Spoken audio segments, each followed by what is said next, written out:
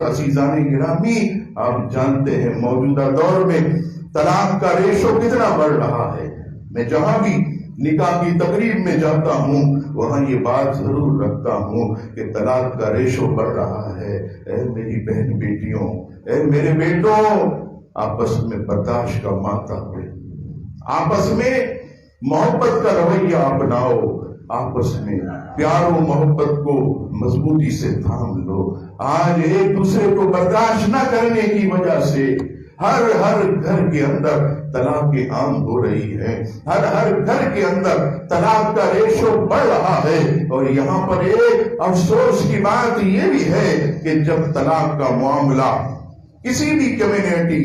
جیسے ہم میمن ہے اسی طرح کئی کمیونٹیز ہیں، وہاں پر میں نے کئی جگہ یہ دیکھا، اور یہ بات اللہ کے گھر میں بیٹھ کر میں آپ سے سچی کہوں گا، ہو سکتا ہے لڑکی والوں کا قصور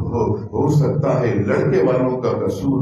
ہو سکتا ہے کہ لڑکی کے ماں باپ کا قصور ہو، لڑکے کے ماں باپ کا قصور ہو، لیکن یہاں پر ایک قصور ہے تو ہماری تمام برادریوں میں، میمن ہو، پنجابی ہو، چاہے اردو بولنے والے ہوں، وہاں پر کمیونٹی کی ایک ٹیم ہوتی ہے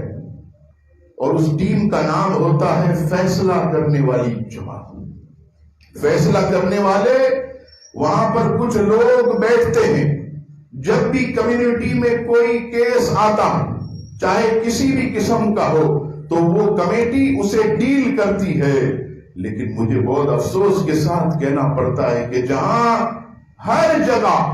مالداروں کو فوقیت دی جاتی ہے، پیسے والوں کو فوقیت دی جاتی ہے، وہاں فیصلہ کمیٹی میں بھی امیر آدمی کی بات سنی جاتی ہے۔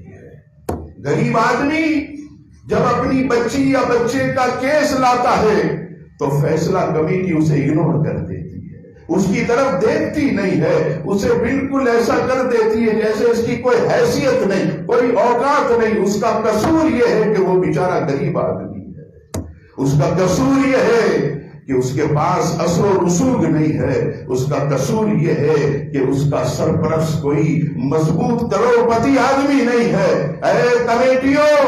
اے فیصلہ کرنے والوں، تم پیسے کی طرف مت دیکھو، تم انصاف کی طرف دیکھو، تم منصف ہو، تم انصاف کرنے والے ہو۔ یاد رکھنا، اگر آج جو ہے تم نے غریبوں کو اگنور کیا، آج تم نے مالداروں کا ساتھ دیا، قیامت کے دن اللہ کے حضور پوچھا جائے گا۔ فاروق اعظم کو جب یہ کہا گیا حضور مبارک ہو، آپ امیر المومنین ہیں، آپ فرماتے تھے نہیں، ارے یہ عہدے، یہ گلے کے پھندے ہیں،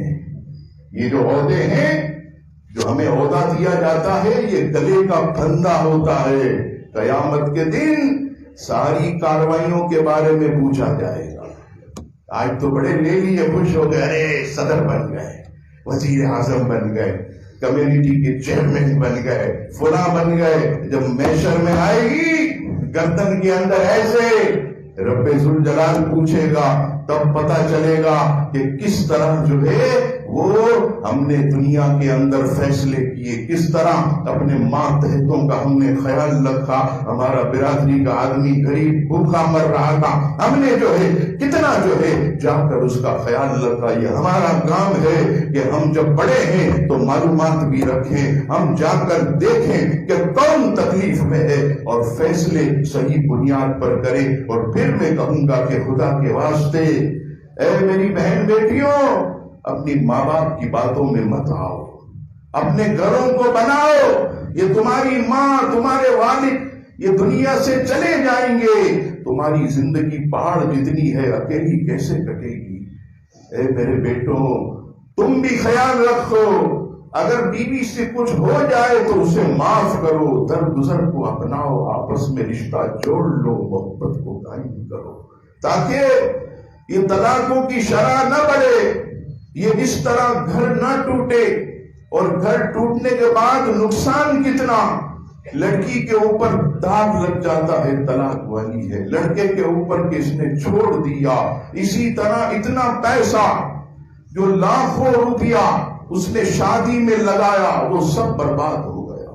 اور پھر معاشرے میں جو عزت ہے وہ بھی چلی جاتی ہے۔ اب تو اتنے افسوس کی بات ہے کہ لڑکی والے جو ہیں جب کسی سے رشتہ توڑتے ہیں تو بھائی رشتہ توڑ دیا، آپ جاؤ اپنا کام کرو، تمہاری بچی کو کہیں اور بیاہ دو۔ نہیں، ابھی کیا کرتے ہیں لڑکی والے، لڑکے والے کے لڑکے پر الزام لگاتے ہیں کہ لڑکا نامرد تھا اس لیے ہم نے توڑوا دی۔ معاذ اللہ ثم معاذ اللہ۔ بتائیے یہ قابل ہی نہیں تھا شادی کے، ارے جاؤ چھوڑو، ہو گیا نہیں، بدنام کرتے ہیں۔ یاد رکھنا جھوٹی تہمت پر اللہ کی ناراضگی ہے، اللہ کا عذاب آتا ہے۔ تو یاد رکھیے محبت اور پیار کو جو ہے وہ اپنایا جائے، اور کمیونٹی والے چاہے کوئی بھی کسی بھی زبان کے لوگ ہوں، خدا کے واسطے غریبوں کے ساتھ بھی انصاف کریں، امیروں کے ساتھ بھی انصاف کریں، بڑی اثر و رسوخ والوں کے ساتھ بھی انصاف ہو، اور غریب جس کا کوئی نہیں ہے اللہ کے سوا اس کے ساتھ بھی انصاف کیجئے، تاکہ آپس میں محبت بھی رہے اور تمہارا درجہ بھی بلند ہو۔